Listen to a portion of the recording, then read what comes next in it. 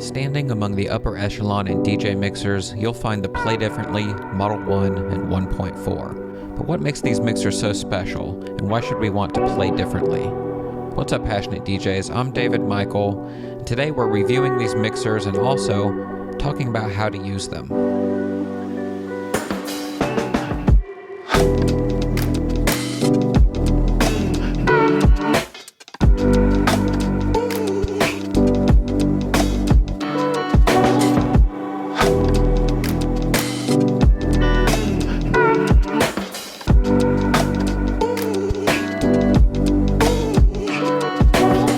Model 1 and 1.4 mixers by Play Differently are fully analog DJ mixers which seek to change your overall approach to mixing. The Model 1 has 6 channels and the more recent and compact Model 1.4 has 4 channels, but outside of that the units can be considered to be basically identical. Now I happen to have the Model 1.4 in front of me today, and so that's what I'll be using to demo in today's video. So to start, let me just say that it took me way too long to finish this video. Largely because I really wanted to put some thought into this one, some real consideration, because these mixers really do demand that you think a lot differently about how you DJ, and therefore I wanted to make sure that I did it justice when it comes to how to use these mixers conceptually speaking. Now the other reason that it took me a while is because, as you can see from my wide shot, it caused me to rearrange my entire room. Now part of the whole fuss about this mixer is its focus on sound quality, thanks to its warm analog circuitry. Now when I first started putting this video together, I realized that my house mixer and my distant speakers really weren't doing it justice. The Model 1 and 1.4 sounds good enough and is transparent enough that it will make you notice flaws elsewhere in the chain.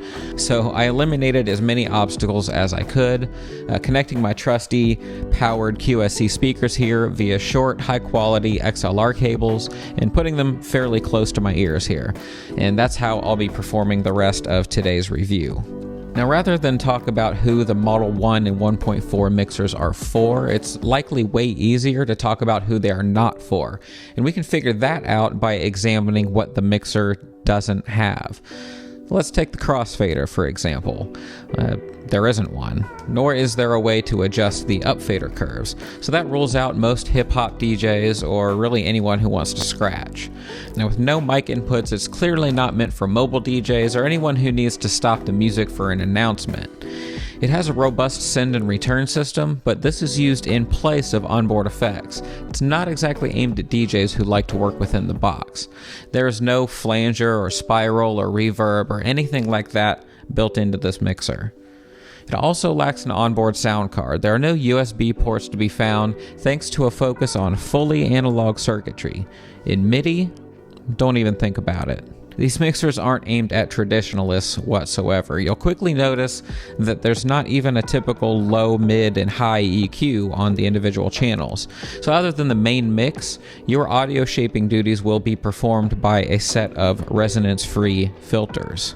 So at this point, I've eliminated most DJs from the list. You're either wondering, who on earth is this for? Or you've just realized that this is your dream mixer. And that's exactly why this hardware company is called Play Differently. Forged by Andy Rigby-Jones, and he was the former lead designer at Allen & Heath, in collaboration with techno pioneer Richie Houghton, the company was founded from the belief that the tools used to mix and perform should be as creative and as unique as the artists who use them. So today we're going to take a deep dive into the Model 1.4, and by extension the Model 1. Like I said, it's exactly the same except for it has 2 more channels. I'll explain its unique filter and EQ situation. I'll give a demonstration of what it's like to mix on a Play Differently mixer, and finally I'll talk about who this mixer is even for. Now, of course, today's review is made possible by the DJ Hookup. Now, here's the story with the DJ Hookup. The reason that we trust them with our DJ hardware needs is because they're the highest rated retailer online. They offer 0% financing. They do free shipping on orders over $100, and because they actually care about DJs like you and me. The DJHookup.com is one of only a handful of authorized retailers for the Model 1 and 1.4, so if you'd like one, head on over there, hit the chat, and tell them Passionate DJ sent you. Okay, so here we are looking at the top of the Model 1.4. The first thing that jumps out at me is, for one thing, I really like the finish on the top of this unit, having sort of a not quite matte, not quite gloss, but maybe a bit of a satin type of sheen to it. I really appreciate that it's not piano black, so that it's not going to be so bad with the oils on your hands and the fingerprints. You know, overall, this is a really, especially the 1.4, which is what we have today, has a really compact design, while at the same time not at all feeling cramped. Like, everything here, ergonomically speaking, is well laid out. The knobs are really chunky, especially these filter knobs. You got plenty of throw room on these faders, and the faders do really feel nice and smooth and very high quality, like it's sliding on glass, so that's really nice. But yeah, the compactness of the mixer is really appreciated because, once again, it doesn't feel cramped. It doesn't feel like a compact mixer. It just doesn't take up any more room than it needs to. There's, like we talked about, there's a lot of stuff that there doesn't need to be room for on this mixer. There's no crossfader down here, and there's no effects section. So another thing that really contributes to the compact nature of this mixer is the fact that it has an external power supply. So rather than containing all that stuff within the box itself, it breaks out into a separate power brick. So this helps theoretically reduce any kind of line noise. It also helps with weight and heat, and obviously helps keep it smaller because you don't have to keep those components inside the case. So you look above each channel here, and you've got a dual auxiliary, and this will be your send. So you will connect those to the balance connections on the back. You can send that signal out, run it to, say, an effects box or something like that, and then have it come back into one of these return channels, and then you can set the level of those right there. You can cue them, you can do a low cut on them, and so that's how you're going to do your effects, if you want to do any at all, is that you'll basically bring your own. Up here you've got your trim levels, you know, just like you expect, your gain controls right here. Here's how you choose between line and phono on the middle two channels there. And then on the outer ones, you can change this between line and D-sub connections, and we'll talk about that in a moment. Here we've got a drive control, and this is pretty interesting. This, according to the manual, this control varies the maximum signal level that the channel input preamplifier can pass before it's driven into clipping or distortion. You can turn this up and you can get a little bit of analog distortion by kind of intentionally overdriving the signal. So this might help, for example, bring a little bit of new life or new sizzle to an old record that may have had, quieter mastering if you're trying to play it next to some modern tracks, something like that.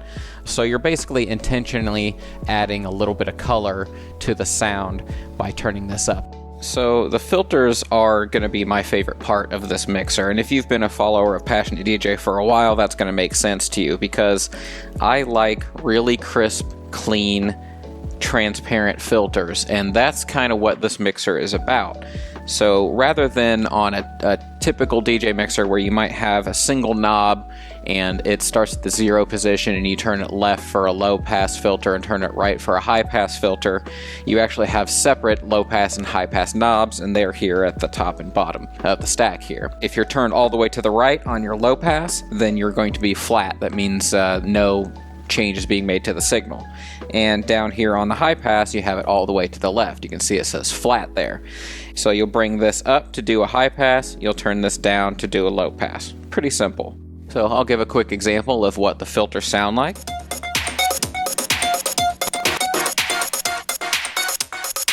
And notice how it's not squelchy. It doesn't have a resonance around it. It's just very straightforward, cutting frequencies out as you sweep up.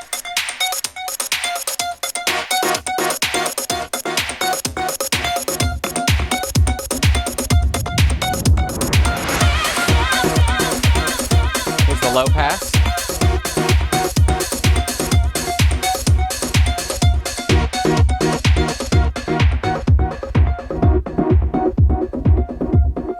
Beautiful. No drama, no fuss, just wonderful, nice, clean removal of frequencies.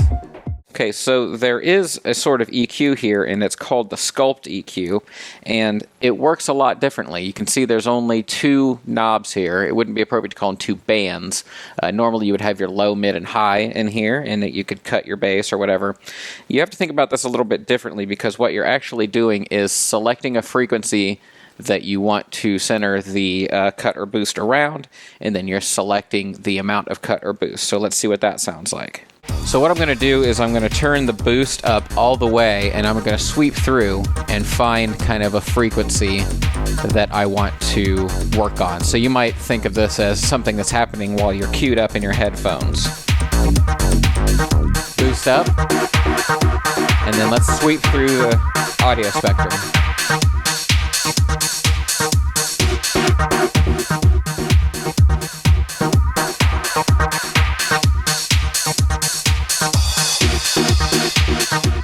So if I wanted to kind of get that little synth line, I'm try to find it.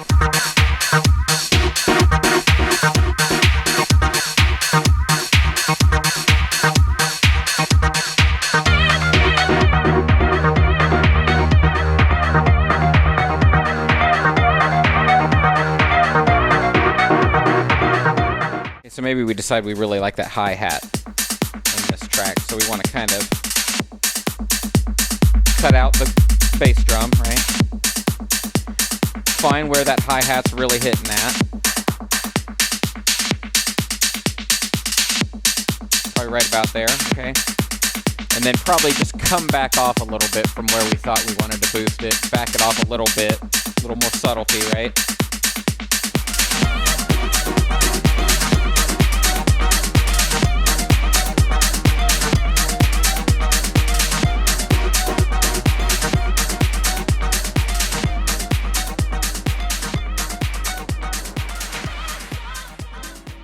Right, so it's a much different way of thinking. You're saying, okay, I want to cut and boost around this frequency a little bit. I want to shape or sculpt that audio curve rather than I want to cut the mids, I want to cut the lows, I want to boost the highs.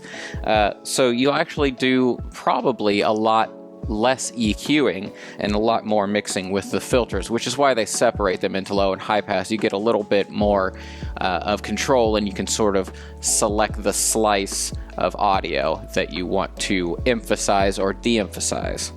Now, in addition to the per channel filters, you also have a master filter, which is enabled using this button here. And what you do basically is that assigns it to this master filter. You can turn it on and off using this button. And then you have your high and low pass here, and it will affect anything that's enabled here. So, for example, if we have both of these tracks going, we have them both assigned to the filter, so we can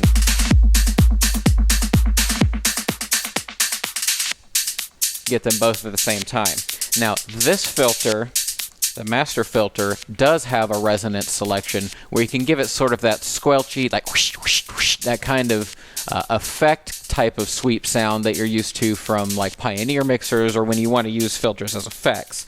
But only on the high pass. There is no resonance on the low pass. So you can select how much resonance you want here, and then we'll do a high pass sweep to show you what that sounds like.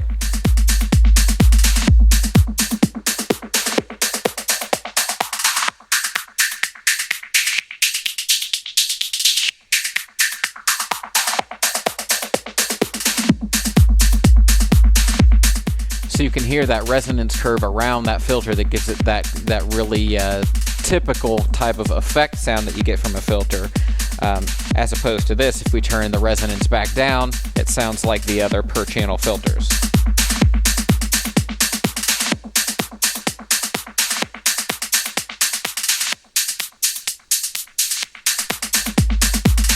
Versus this.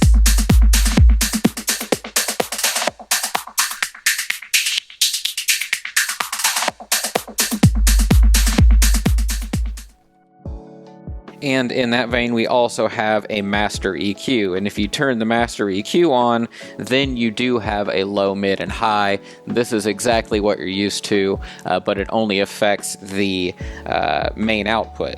So you could adjust, for this particular sound system, the bass is a little heavy or the trebles are a little weak. And you can tweak that and dial that in there on your master output. You can also adjust the low and high EQ here on your booth output, which is a nice little touch, just for your own personal monitoring reasons. And then we have a dual Q monitoring system, which is another great feature of this mixer. Let me move my little lily bug here so that you can see. So if you want to Q on the A side, if you're plugged in over here, you can choose where you're queuing here. And if you're plugged into the B side, choose one of those. Very intuitive. So if you're doing B2B sets, you're doing handovers or whatever, any scenario where more than one DJ wants to put on a set of headphones and be able to monitor and cue a mix, this is a great feature.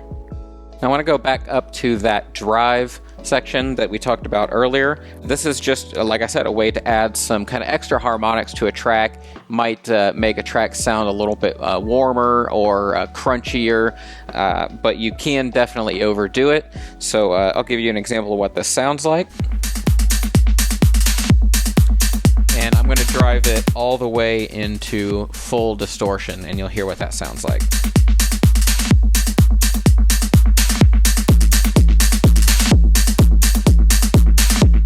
Okay, so there, obviously, it's a little much, right? Sounds just purely distorted. But what you can do is use this in a subtle way to sort of just add a little bit of spice to a track. So I'll just add a little bit of kick to it and see how it sounds.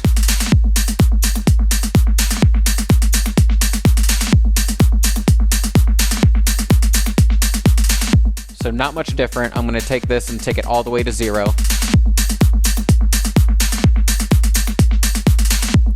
And through the YouTube compression and the recording and all that, you're probably not even going to notice the difference. But a better scenario for this might be for me to show you what it sounds like when applied to an older record.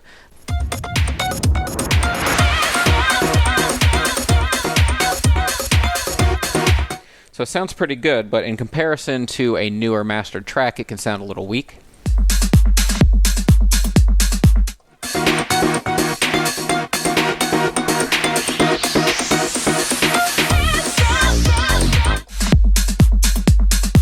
Particularly in the kick drum area. So then you can use this to drive it up a little bit into distortion to where it gives a little extra crunch to that kick and hi-hats and stuff and kind of makes it sound a little more in line.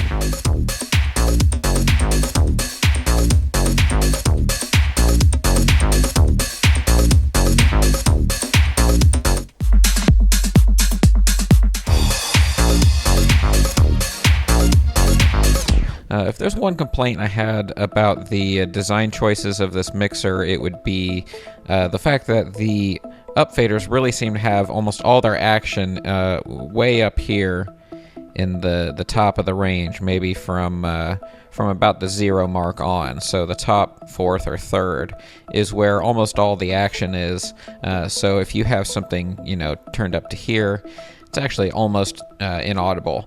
And so, if you're into mixing a lot of different audio sources and you want to get really precise about your levels and stuff, then, in your head, your mix of sounds might look something like this, when in reality, it's going to be something like this. It's going to be very squished close together.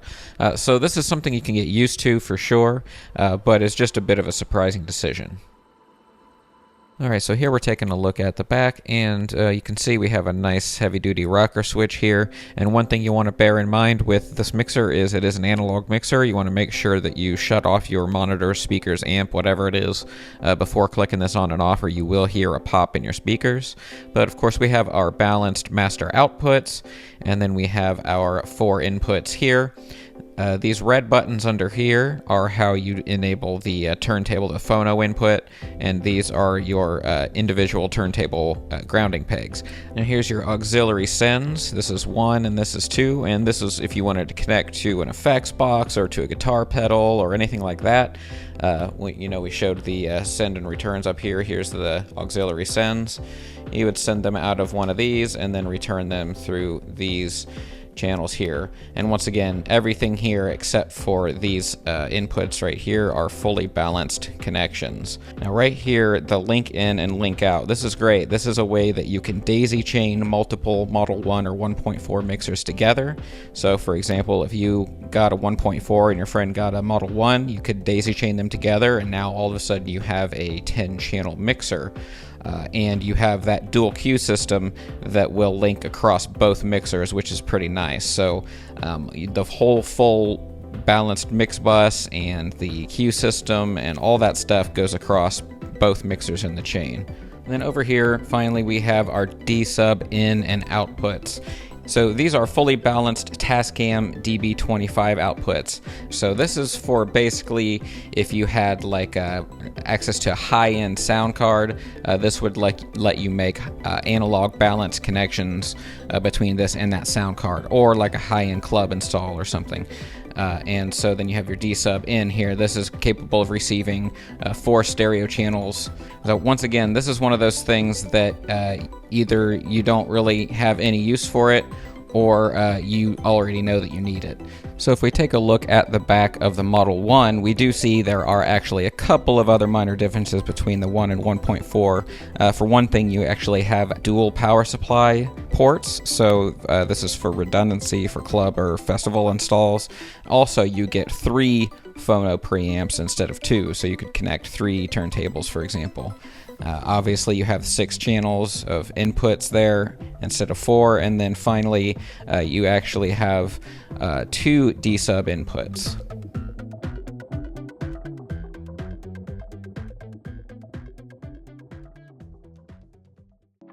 So, as you can see, the Model 1 and 1.4 mixers are niche products. They serve a very specific kind of DJ rather than trying to be everything to everyone. And that's something that I can really appreciate. It makes no apologies about what it is. It's confident in its own existence. I really respect this approach. And although these mixers are clearly meant to break from convention, they're also designed to be timeless. There aren't any cliche or recognizable onboard effects that will date the sound of this mixer in 10 or 20 years. Now, rather, it gives you a solid send and return system so that the mixer can grow with you while still remaining the heart and soul of your DJ setup in the years to come. Now, these mixers will always sound good in the right hands. Products like that tend to hold their value, and they tend to have cult followings. This is the perfect sort of love or hate it mixer. There are 2 kinds of DJs who find value in these mixers. There's the purists who want a fully analog experience, so think your vinyl audiophiles, and then DJ producers who like breaking songs into pieces to create something new out of it. The Play Differently mixers are intended to be used like musical instruments, and like a musical instrument, its intent is clear, specific, and limited. But for the right DJ, this mixer will be everything. The Model 1 and 1.4 mixer makes absolutely no compromises. This proves to be both their biggest strength and their biggest weakness. Investing in one of these mixers is a move that could actually prove to be a bit antisocial. The Play Differently mixers require you to break out of your normal way of thinking, especially when it comes to its lack of multi-band EQs. Now, buying yet another DJM 900 Nexus 2 may not be as exciting as something like a Model 1, but the entire appeal of a traditional mixer is that it adheres to a certain set of recognizable standards. Now, these mixers create entirely new standards, which is great. It's just that you might have to teach your friends how to DJ on it if you like to get together with your buddies and mix, like I do. And some DJs will just flat out refuse to use something this weird. And so these mixers are ideal for loner DJs or for very dedicated duos. It does include that easy-to-use dual Q system that will link across multiple mixers, so that's really cool and it's worth bearing that in mind. The independent low and high pass filters themselves are intuitive and easy to use, and they make a lot of sense. They're extremely clean sounding, and if you're like me, you'll probably do the majority of your mixing and blending using these per channel filters. That can actually sort of deliver a bit of a rotary mixer vibe, which certainly isn't a bad thing, especially since the channel faders kind of have all their action here in the very top of the range. It's almost like the mixer is really kind of encouraging you to mix in this way with the filters. I really feel, however, that giving the up faders a little bit more of a linear curve, or giving us the ability to adjust it, would have really opened this mixer up to a much wider audience. Having to make very, very tiny movements up here in the top of the fader range really makes it feels like it's losing precision, not gaining it. But outside of these minor gripes, it's hard to find anything else to complain about when it comes to the Play Differently mixers. So let's talk about the competitors to this mixer. So probably its main competitor would be something like the Allen & Heath Zone 96, which is pretty similar in price and offers some more modern touches while still giving particular attention to sound quality and also having deliciously clean filters. It has a 4-band EQ, which sort of gives you that sense of precision, but without making your DJing any more confusing. But other considerations might be something like the Rane MP 2015, which is a fully digital rotary mixer, and of course the old tried and true DJM 900 Nexus 2. Now, if you've been shopping for higher end boutique mixers and you think that there's some other competition you think is worth comparing here, feel free to share your ideas down in the comments below this video. But as for the Model 1 and 1.4 mixers, let me say one last thing. This is a mixer that rewards subtlety. It's for DJs who like moving their hands slowly across a mixer and performing surgery on music rather than making chop suey.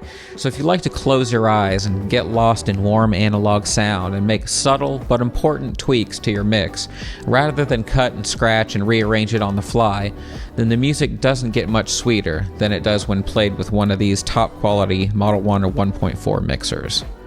Now, once again, the DJHookup.com is one of only a few authorized dealers of the Model 1 and 1.4, so if you're interested, head on over there and order yours today. Now, of course, make sure that you hit that like button, subscribe, and hit the little notification bell right here on Passionate DJ on our YouTube channel for more DJ hardware reviews, tips, and inspirational videos for DJs and lovers of music just like you. So I'm David Michael, and as always, keep on spinning and keep on playing differently.